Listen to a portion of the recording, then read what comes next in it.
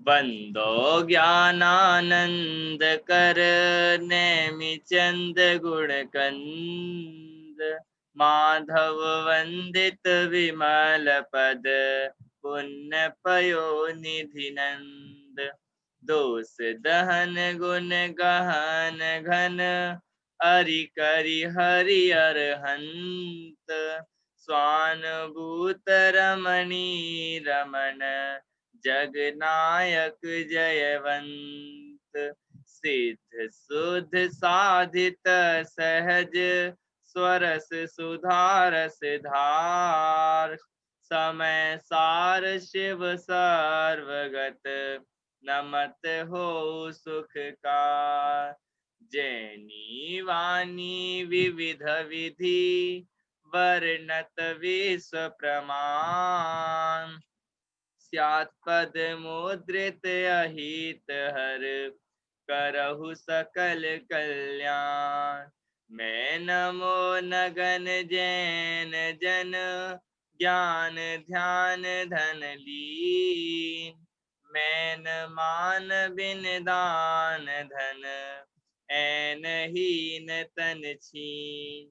इह विधि मंगल करन ते, सब विधि मंगल होत उदंगल दूरी सब, तम ज्यों भानु ध्योत।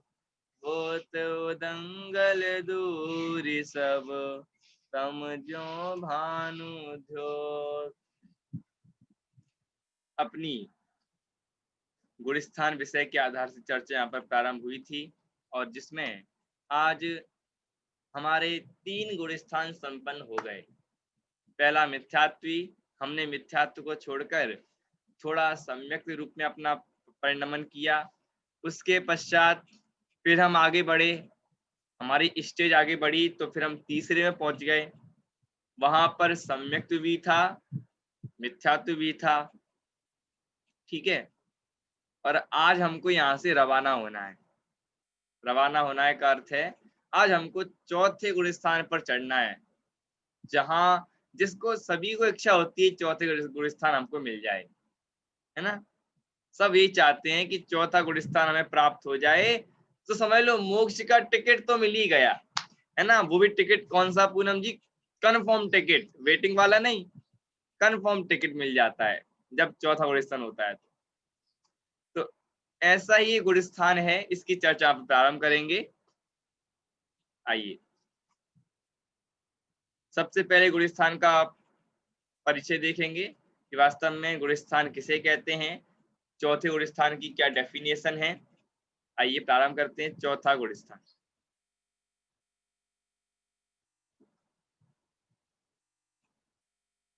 चौथे गुणस्थान का नाम है अविरत सम्यक्त्व गुणस्थान। ठीक है, सबको नाम याद है? क्या नाम है पूनम जी भिंड? अविरत सम्यक्त्व गुणस्थान। ठीक है, गुणस्थान को नाम सुनकर कुछ लगता होगा कि ये क्या बताना चाह रहा है गुणस्थान, है ना। इसके साथ अविरत भी लगा हुआ है और सम्यक भी लगा हुआ है, दो चीजें एक साथ जुड़ी हुई हैं, है ना। तो आइए इसका देखते हैं। सबसे पहले अपन गुणस्थान का परिचय, क्या है गुणस्थान। देखिए, सबसे पहले कहते हैं चतुर्थ गुणस्थान का नाम अविरत सम्यक्त गुणस्थान है। क्या है? चतुर्थ गुणस्थान का नाम अविरत सम्यक्त गुणस्थान है। इसके पश्चात मोक्ष रूपी महल में पहुंचने के लिए यह गुणस्थान प्रथम सीढ़ी के समान है। इस गुणस्थान में समीचीन श्रद्धा होने से ज्ञान व चारित्र भी सम्यक पने को प्राप्त हो जाते हैं। बहुत अच्छी बात कही है परिचय में, बहुत अच्छा इसका परिचय दिया है कि होता क्या है गुणस्थान। चौथा गुणस्थान, व्हाट इज फॉर गुणस्थान। आइए, चतुर्थ माने होता है 4, ठीक है, पता है सबको। गुणस्थान का नाम अविरत सम्यक्त गुणस्थान है। चौथे गुणस्थान का नाम क्या है शशि जी? अविरत सम्यक्त। है ना, याद रखना आप लोग नाम। चौथे गुण स्थान का नाम अविरत सम्यक्त्व है, जो मोक्ष रूपी महल में पहुंचने के लिए यह प्रथम सीढ़ी के समान है। कहाँ पहुंचने के लिए? मोक्ष रूपी महल में पहुंचने के लिए। किस महल में? मोक्ष रूपी महल। यहाँ पर महल जो लगाया है शब्द, महल में कौन रहता है ये बताइए, महल में कौन रहता है? सीधी सी बात है, महल में राजा रहेगा, जो उस महल का राजा होगा, ठीक है। हाँ, रानी भी होती है, लेकिन यहाँ पर हमें राजा को लेना है अभी, ठीक है। तो ये जो महल है, उस महल का जो राजा होता है, तो सभी महल का राजा बनना चाहते हैं। कोई ऐसा हो, यदि किसी के पास ऑफर आए कि भाई तुम्हें राजा की वो दी जा रही है पदवी, तो तुम बताओ क्या करना चाहोगे? कोई छोड़ना चाहेगा राजा की पदवी क्या? महल में रहना कौन मना कर देगा बताइए? शशि जी, आप मना कर दोगी? मिल तो जाए एक बार। ये तो फालतू की बातें कर रहे हैं, कौन मिल रहा है? देखिए, तो यहाँ पर कह रहे हैं चौथा गुण स्थान है, ये महल के समान है। और वो भी कौन सा महल? मोक्ष रूपी महल। सभी मोक्ष महल का राजा बनना चाहते हैं, सभी लोग। जो निगोद में, वो ही मुझ में, वो ही मोक्ष मजार, जितने भी जीव हैं सभी मोक्ष महल का राजा बनना चाहते हैं। नारकी हो, वो भी राजा बनना चाहते हैं, तिर्यंच भी राजा बनना चाहते हैं, जितने भी जीव हैं सभी राजा बनना चाहते हैं। किसका राजा बनना चाहते हैं? मोक्ष रूपी महल का। मेरी आवाज नहीं आ रही क्या? शशि जी को नहीं आ रही है? शशि जी ईयरफोन निकालिए अपनी, फिर आएगी आपको आवाज। जो आपने कान में लीड लगाई हुई है उसको निकाल दीजिए, आवाज आ जाएगी।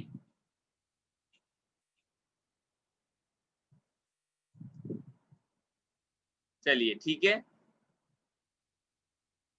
ये है मोक्ष महल की सीढ़ी, है ना। यदि प्रश्न आ जाए कि मोक्ष महल की प्रथम सीढ़ी कौन सी होती है बताइए? चौथा गुण स्थान। दौलतराम जी कहते हैं मोक्ष महल की प्रथम सीढ़ी। याद आ रहा है किसी को? मोक्ष महल की प्रथम सीढ़ी, जाविन ज्ञान चरित्रा। कितना अच्छा कहा है कि मोक्ष महल की प्रथम सीढ़ी क्या है? चौथा गुण स्थान बताया यहाँ पर। अपेक्षा लगाना, ठीक है। वहां पर तो क्या कहा? मोक्ष महल की प्रथम सीढ़ी याविन ज्ञान चरित्रा, ज्ञान और चारित्र से विपरीत ऐसा सम्यक दर्शन, उसको यहाँ पर मोक्ष महल की प्रथम सीढ़ी कहा है। लेकिन यहाँ पर जो प्रथम सीढ़ी चौथे गुण स्थान को कह रहे हैं, वो किस अपेक्षा से कहा जा रहा है? क्योंकि चौथे गुण स्थान में जीव सम्यक धारण कर लेता है पूर्ण रूप से, मिथ्यात्व का नाश हो जाता है। सबसे बड़ी बात तो यही है, मिथ्यात्व गया और सम्यक तो आया। सब यहाँ से सम्यक तो सम्यक तो सम्यक तो होता है सब, ठीक है। क्योंकि हमने सुना है कविता जी कि ये जो दीपक है, कौन सा दीपक? अंत दीपक। किसको कहा? मिथ्यात्व को अंत दीपक कहा, क्योंकि मिथ्यात्व तीसरे तक रह जाता है, तीसरे के बाद चौथे में मिथ्यात्व नहीं आता, इसलिए उसको अंत दीपक कह के वहां तक छोड़ दिया। और यहाँ पर इस गुण स्थान में बताया है कि ये मोक्ष महल की प्रथम सीढ़ी है। जब भी जीव मोक्ष मार्ग में लगेगा, चौथे गुण स्थान से होकर लगेगा, यहाँ पर पूर्ण सम्यक रूप से धारण कर लेता है। और हाँ, आगे सम्यक्ति होता जाएगा, अब आगे मिथ्या तो नहीं होगा, ध्यान रखना। चौथे गुण स्थान से सम्यक तो चालू हो जाता है, और अपन को गिरना भी नहीं है ना। अभी अपन चौथे गुण स्थान में आ गए हैं, अपनी स्टेज थोड़ी बड़ी हो गई है, तो उसी हिसाब से अपन को भाव करने होंगे, ठीक है। ये तो क्लियर है ना कि मोक्ष महल की पहली सीढ़ी है। आगे, इस गुण स्थान में समीचीन श्रद्धा होने से ज्ञान व चारित्र भी सम्यक पने को प्राप्त हो जाते हैं। श्रद्धा कैसी है रतिका जी? समीचीन श्रद्धा है। समीचीन माने सच्ची श्रद्धा है। इस गुण स्थान में ना तो मिथ्या श्रद्धा होती है, ना तो सम्यक मिथ्या श्रद्धा होती है, और ना मिश्र श्रद्धा होती है। इसमें एकमात्र सम्यक श्रद्धान होता है, समीचीन श्रद्धान होता है, सच्चा श्रद्धान होता है, यथार्थ श्रद्धान होता है। ठीक है, इसलिए यहाँ पर इसको कहा कि इस गुण स्थान में समीचीन जब श्रद्धा हो जाती है तो श्रद्धा का अनुसरण करने वाला है चारित्र, तो वो भी कैसा हो जाएगा? ज्ञान चारित्र कैसे हो जाएंगे? वो भी सम्यक पने को प्राप्त हो जाएंगे। क्योंकि घर का जो माहौल होता है ना, तो असर पड़ता है बच्चों पर। वही आ रही बात ख्याल में?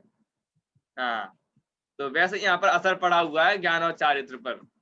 अब श्रद्धा उनका ऐसा है तो ज्ञान चारित्र कहाँ जाएंगे मिथ्यात्व में? वो भी इसी में आ जाएंगे, सम्यक में ही, तो वो भी सच्चे हो जाएंगे। ठीक है, कुछ नहीं है इसमें। ये हो गया अपना गुण स्थान का परिचय कि चौथे गुण स्थान का नाम अविरत सम्यक तो है, और इस यह गुण स्थान मोक्ष महल की प्रथम सीढ़ी है, पहली सीढ़ी है, फर्स्ट सीढ़ी है। ठीक है, यहीं से जीव सम्यक की ओर अग्रसर होता है। इतना तो ज्ञात हो ही जाता है कि अब मोक्ष का टिकट तो बन गया रचना जी। हाँ बिल्कुल, अब तो मोक्ष जाना ही है, कुछ भी हो जाए अब तो बंद गया ना, बिल्कुल टिकट कंफर्म हो जाता है यहां से, चौथे गुण स्थान से। अब वो गिरता है, उठता है, पटकता है, ये बात की बात है ना। लेकिन अभी इतना पकड़ के चलना कि जीव इस गुण स्थान में आकर अपनी टिकट कंफर्म कर लेता है। दूसरे में वेटिंग में था, तीसरे में वेटिंग में था, अब कंफर्म हो गई टिकट, है ना। अब क्या करना है शशि जी? बस बस में बैठना है। बस या ट्रेन, आपने जिसकी टिकट की हो, बस की हो बस में बैठिएगा, ट्रेन की हो ट्रेन में बैठिएगा।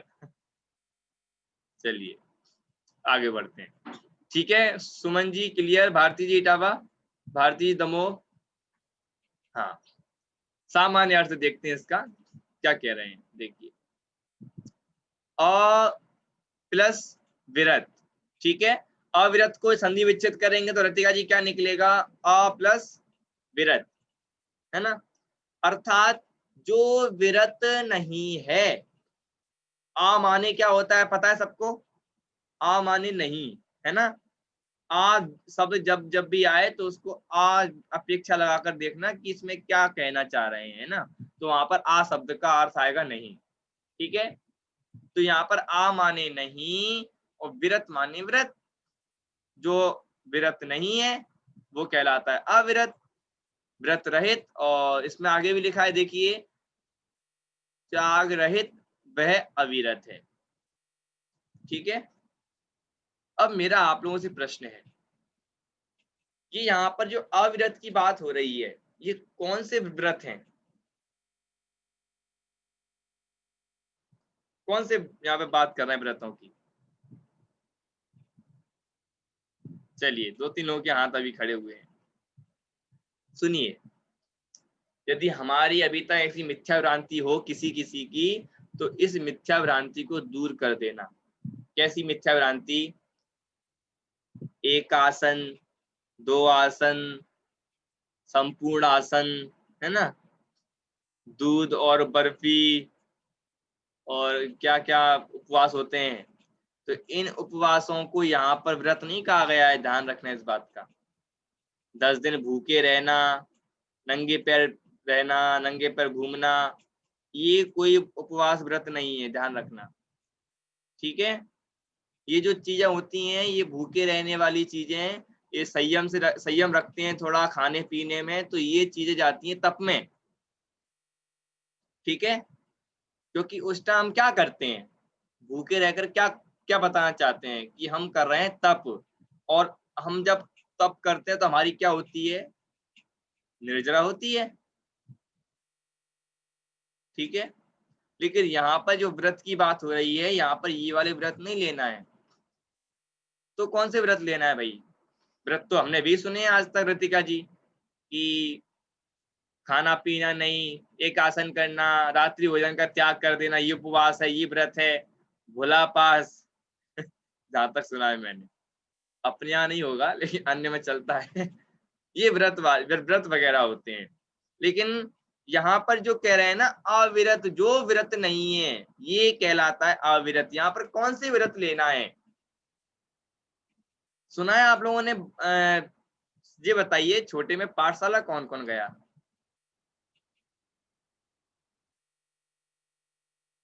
उषा जी, पूनम जी, और सब सीधे अभी पाठशाला में आए हैं? अच्छा, रतिका जी, भारती जी, भारती चलिए। चलिए, छोटे में पाठशाला आप लोगों ने ली थी, तो 5 पाप के नाम तो सबको याद होंगे। किस किस के 5 पाप के नाम याद हैं? 5 पाप के नाम तो उन्हीं को याद होंगे जो पाठशाला में गए होंगे।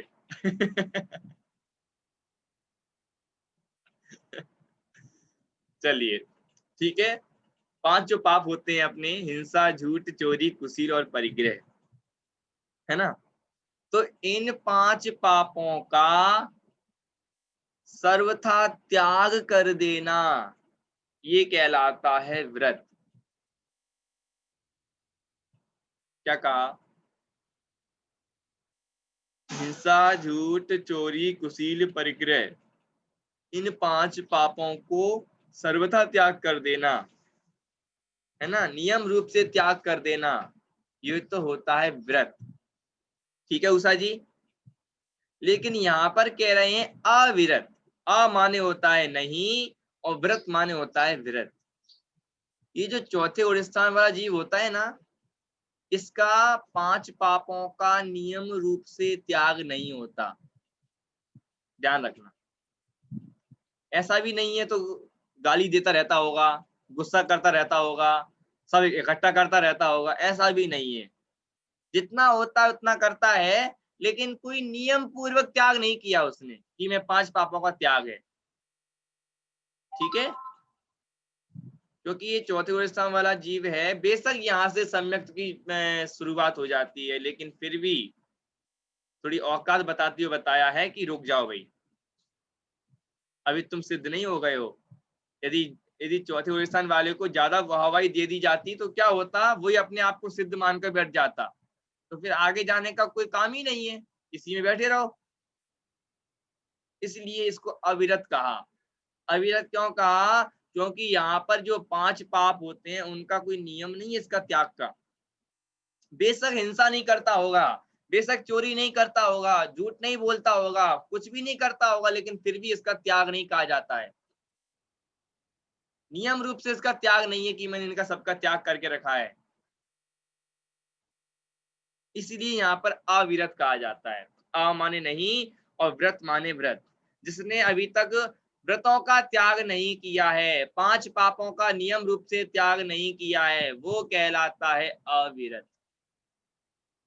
अब आप लोगों का प्रश्न होगा, हो सकता है कि जब वो करता ही नहीं है तो त्यागी है? क्या कहा? जब वो करता ही नहीं है तो त्याग ही है? ऐसा नहीं है। जब तक कोई नियम नहीं बांधा जाए, कोई नियम नहीं लिया जाए, तब तक कोई नियम नहीं बनता। आपने सुना होगा लौकिक में चलता है, जैसे किसी ने कोल्ड ड्रिंक का त्याग नहीं किया है ना, ध्यान रखना, किसी ने कोल्ड ड्रिंक का त्याग नहीं किया है और उसे कभी कोल्ड ड्रिंक पीने को मिली ही नहीं, तो बताइए उसका त्याग है कोल्ड ड्रिंक का? कोल्ड ड्रिंक का पाप तो उसे लग रहा है। क्यों लग रहा है? क्योंकि उसका त्याग नहीं है। बेशक नहीं पी रहा हो, लेकिन जो त्याग नहीं है ना, इसका पाप है। आ रही बात ख्याल में? वैसे ही यहाँ पर है कि उसने नियम पूर्वक त्याग नहीं किया है, लेकिन बेशक 5 पाप नहीं करता हो, बेशक हिंसा नहीं करता हो, झूठ नहीं बोलता हो, चोरी, परिग्रह, कुशील कुछ नहीं करता हो, बिल्कुल ब्रह्मचारी हो, सब सबसे रहित हो, बैरागी हो, और नियम नहीं लिया है, तो समझ लो उसका बंध तो उसको भी है। यदि वो नियम ले ले तो अविरत से व्रत हो जाए, लेकिन अभी तो उसका कोई नियम नहीं है, तो वो अविरत सम्यक दृष्टि कहलाता है। ठीक है। अब देखिए नीचे, सम्यक तो अर्थात समीचीन श्रद्धा।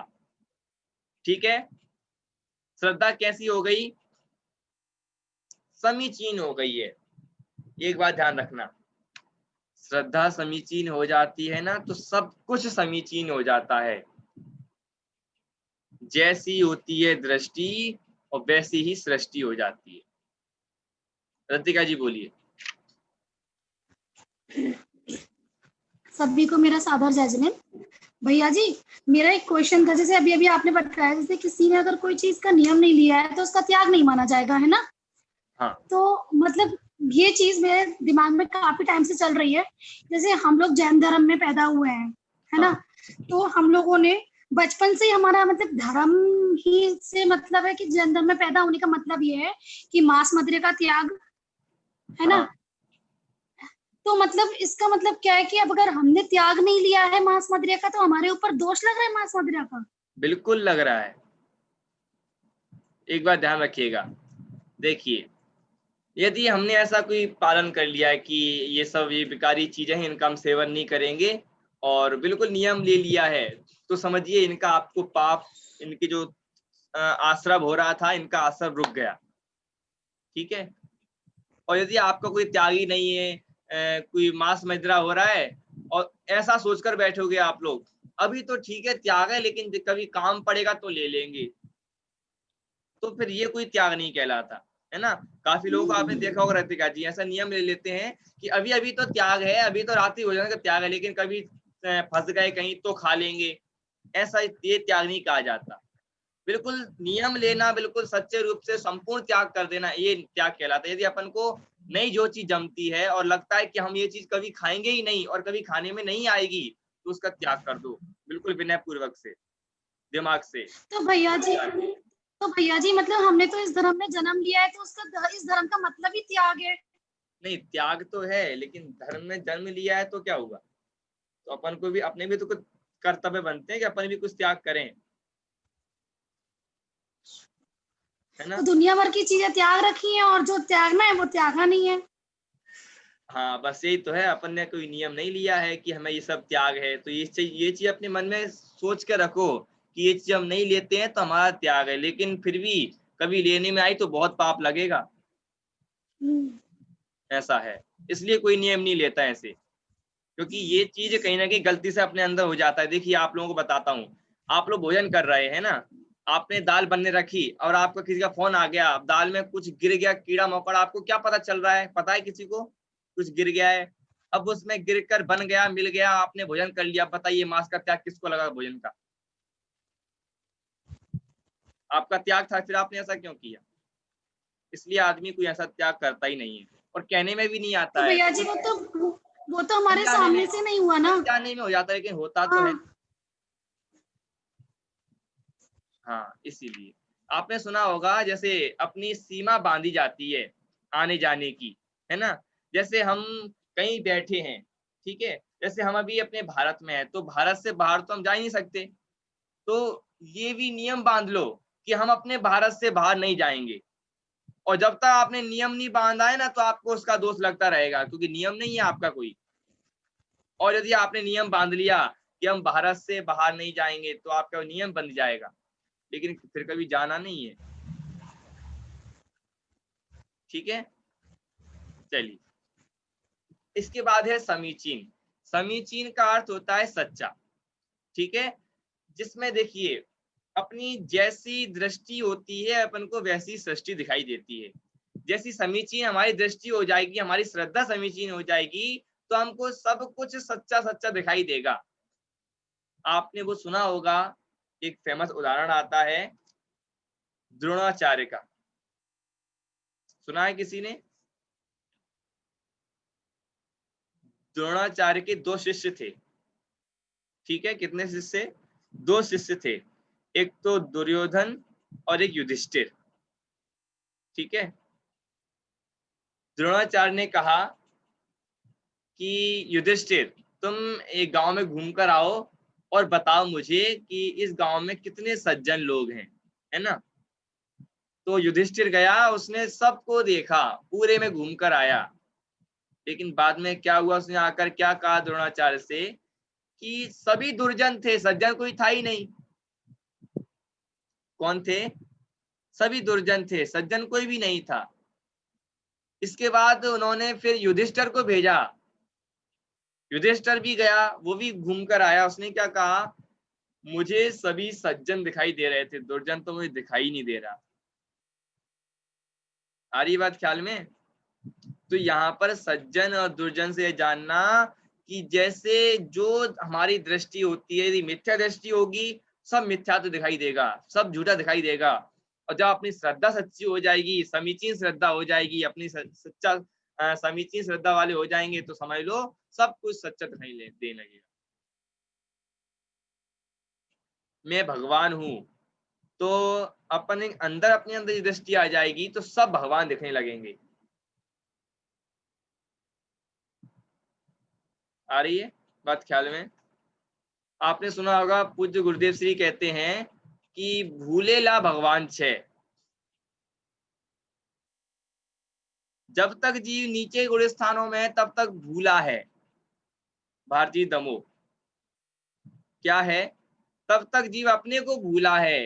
लेकिन जब इसको अपने स्वरूप का भान होता है, अपने स्वरूप का ज्ञान होता है, तो जीव अपने स्वरूप को देखते हुए अन्य जीवों में भी अपनी समादृष्टि करता है। वो होती है समीचीन श्रद्धा, सच्ची श्रद्धा। और वो श्रद्धा तब प्रकट होती है जब जीव बिल्कुल नीचे गुण स्थानों से निकल निकल के, कोशिश करके, दम लगा लगा कर चौथे में आ जाता है। कब से हम कोशिश कर रहे हैं पहले गुण स्थान से, अब चौथे में आ पाए, कब से? आ रही है बात ख्याल में? कितने तारीख से चालू किया था और तब से आज अपना चौथा चालू हो पाया है। नहीं तो अभी तक मिथ्या तो मिथ्या तो मिथ्या चल रहा था। ठीक है, इसलिए यहाँ पर श्रद्धा माने सम्यक तो शब्द लगाया है, क्योंकि अपनी समीचीन श्रद्धा होना सबसे पहले जरूरी है। रतिका जी ठीक, आज नेट अच्छा चल रहा है आपका? हाँ चलिए आगे। अविरत सम्यक तो अर्थात समीचीन श्रद्धा युक्त असंयम। ठीक है, समीचीन माने सच्चा, श्रद्धा युक्त है, और असंयम, यहाँ पर असंयम किस कारण से कहा पता है? अविरत, है ना? 5 पापों का नियम पूर्वक त्याग ना होने से यहाँ पर असंयम शब्द लिया गया है ना? ध्यान रखना, विचार करिए, अगर वो नियम पूर्वक त्याग कर देगा तो क्यों असंयम हो बेचारा, है ना? चलिए ठीक, ये तो हो गया अपना सामान्य अर्थ। ये इतना विषय क्लियर हो गया सबको? हाँ, क्योंकि अब अपन एक एक पेज लेकर चलेंगे, एक एक पेज। अब विषय आराम आराम से चलता जाएगा, आप लोगों को क्लियर होता जाएगा। देखिए अभी तक मात्र 2 ही लाइन हो पाई है, इतनी देर हो गई चलिए आगे बढ़ते हैं। अब हम देखते हैं इसका स्वरूप व लक्षण। ठीक है, डेफिनेशन, लक्षण उसका। जो इंद्रिय विषयों से तथा तस स्थावर की हिंसा से विरत नहीं है, किंतु जिनेन्द्र देव कथित तत्व का श्रद्धान करता है, वह अविरत सम्यक दृष्टि है। अविरत सम्यक दृष्टि की परिभाषा बता रहे हैं, याद कर लें बिल्कुल आप लोग, बिल्कुल कंफर्म। जो इंद्रिय विषयों से, इंद्रिय विषय माने होते हैं 5 इंद्रिया, स्पर्शन, रसना, घ्राण, चक्षु और कर्ण। लतिका जी याद है आपको 5 इंद्रिया? हाँ, स्पर्शन के कितने भेद होते हैं? 8। हल्का, भारी, रूखा, चिकना, कड़ा, नरम और ठंडा, गरम। ये तो हो गए 8 भेद। रसना के होते हैं 5, खट्टा, मीठा, कड़वा, कसाला और चरपरा। घ्राण के होते हैं 2, सुगंध और दुर्गंध। चक्षु के होते हैं 5, काला, पीला, नीला, हरा, सफेद। ठीक है, ये तो हो गए 5। और होते हैं कर्ण, कर्ण का कोई भेद नहीं होता, वो तो सुनना है, बस सुनने में आता है। ये होते हैं विषय। ठीक है, 5 इंद्रियों के जो विषय होते हैं, उन विषयों का, है ना, और किसका? प्लस स्थावर। स्थावर माने जो 5 का जीव होते हैं, पृथ्वी, जल, अग्नि, वायु और वनस्पति, ये 5 स्थावर होते हैं, और तरस कहलाते हैं 2 इंद्रिय से ऊपर। ठीक है, तो इनकी जो हिंसा होती है, उनकी हिंसा से विरत नहीं है। मैंने पहले ही बोल के रखा है कि उस जीव ने बेशक इनको नहीं मारता हो, बेशक ज्यादा विकारी भाव ना करता हो, बेशक संयम से रहता हो, लेकिन उसने इनका नियम पूर्वक त्याग नहीं किया है। किसका त्याग नहीं किया है? पंच इंद्रियों के विषयों का नियम पूर्वक त्याग नहीं किया है, पहली बात। और जिसने तस स्थावर का भी त्याग नहीं किया है, उनकी हिंसा का, इसीलिए नियम पूर्वक त्याग ना होने से यहाँ पर कहा है कि हिंसा से उनका विरत नहीं है। किंतु जिनेन्द्र देव कथित माने, जिनेन्द्र देव के कहा गया, जैन देव ने कहे जो तत्व हैं उनका श्रद्धान करता है।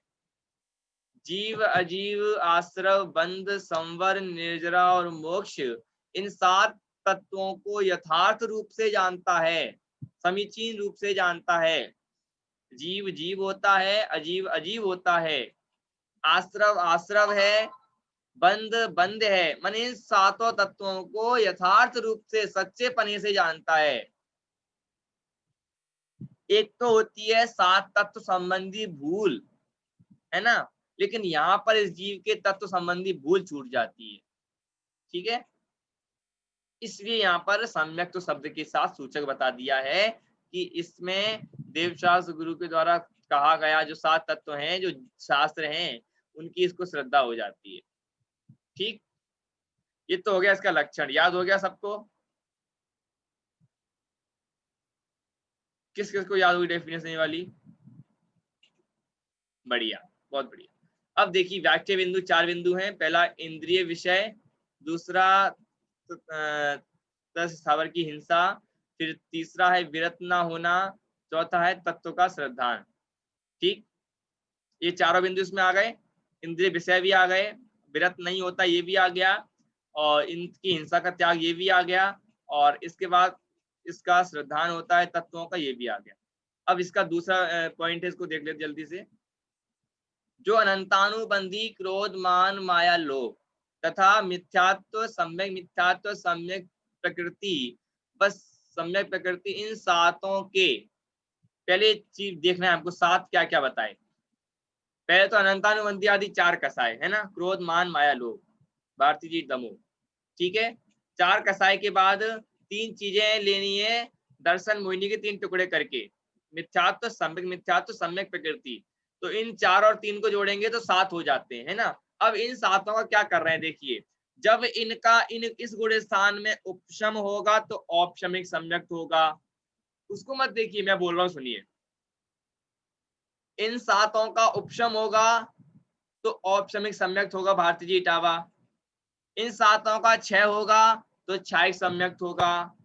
इन 7 का क्षयोपशम होगा तो क्षयोपशमिक सम्यक होगा। ठीक है, जो अवस्था होती जाएगी उस हिसाब से इस जीव को सम्यक्त होता जाएगा इसमें। ठीक है, उपशम होने पर औपशमिक सम्यक्त, क्षय होने पर क्षयिक सम्यक्त, क्षयोपशम होने पर क्षयोपशमिक सम्यक्त इस गुण स्थान में होता है। ठीक है, और एक चीज और देखिए, अप्रत्यय ख्यानावरण कसाय के उदय से युक्त ये चौथा गुण स्थान होता है। अब मुझे आप लोगों की परीक्षा लेनी है, ये बताइए। नहीं रतिका जी, वो वाली परीक्षा की बात नहीं कर रहा हूं मैं।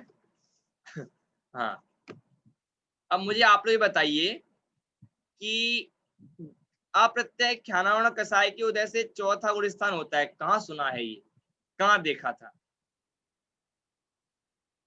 देखिए आप लोग बिल्कुल उत्तर जो मैं मांग रहा हूं, भाई उत्तर मुझे मिलना चाहिए।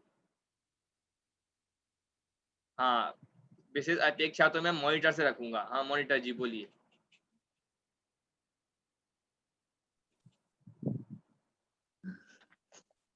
हो गया मुझे।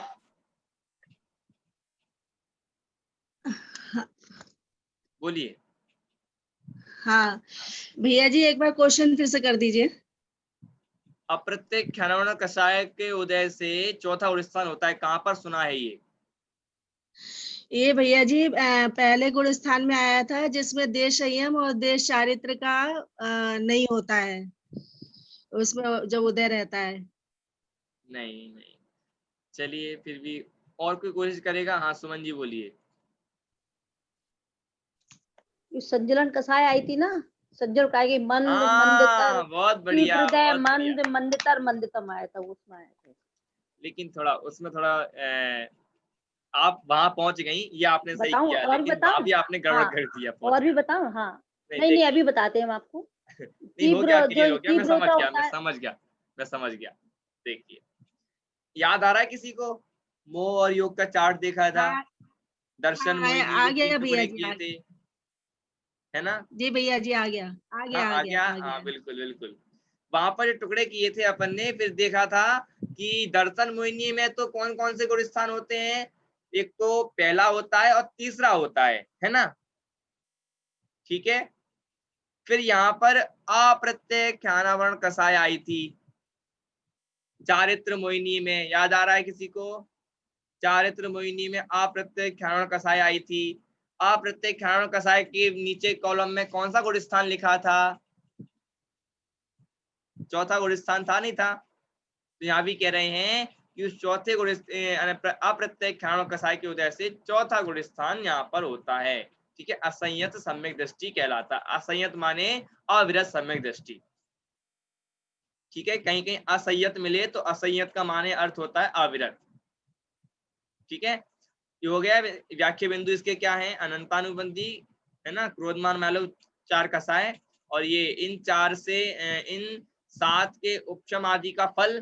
ठीक है, 7 माने कौन कौन से 7? क्रोधमान माया लोभ मिथ्या समय प्रकृति, और दर्शन मुनि के 3 टुकड़े भी किए, और अप्रत्यक्ष ख्यानावरण का उदय भी आया। ठीक है, ये 4 बिंदुओं के साथ अपना आज का इतना ही विषय इसमें अपन को देखना था, और ये अपना ये विषय आज इतना स्पष्ट हो गया। अब 1 मिनट है मेरे पास, 1 मिनट में थोड़ा स्पष्ट कर देता हूँ। इसमें इतना है कि जो अविरत सम्यक दृष्टि जीव है वो व्रत रहित होता है। व्रत माने होते हैं 5 पापों का त्याग करना, वे कहलाता है व्रत। लेकिन इस गुण स्थान में जो जीव होता है चौथे में, उसका 5 पापों का नियम रूप से त्याग नहीं है, लेकिन बेशक वो हिंसा चोरी कुशील परिग्रह ना करता हो, लेकिन नियम रूप से उसका त्याग नहीं है ना? इसलिए यहाँ पर अविरत सम्यक दृष्टि उसको बताया गया है। ठीक है, और किसका त्याग नहीं है? तो इंद्रियों के विषयों का त्याग नहीं है ना? 5 इंद्रियों के विषय हैं, उनका भी त्याग नहीं है। विकारी भाव माने इनका त्याग नहीं है, बेशक ये चीज ना करता हो, लेकिन इनका त्याग इस जीव के नहीं है, इसलिए यहाँ पर इसको अविरत कहा गया है। हाँ बढ़िया, स्थूल त्याग कह सकते हैं। किसने कहा? ये भारतीय जैन।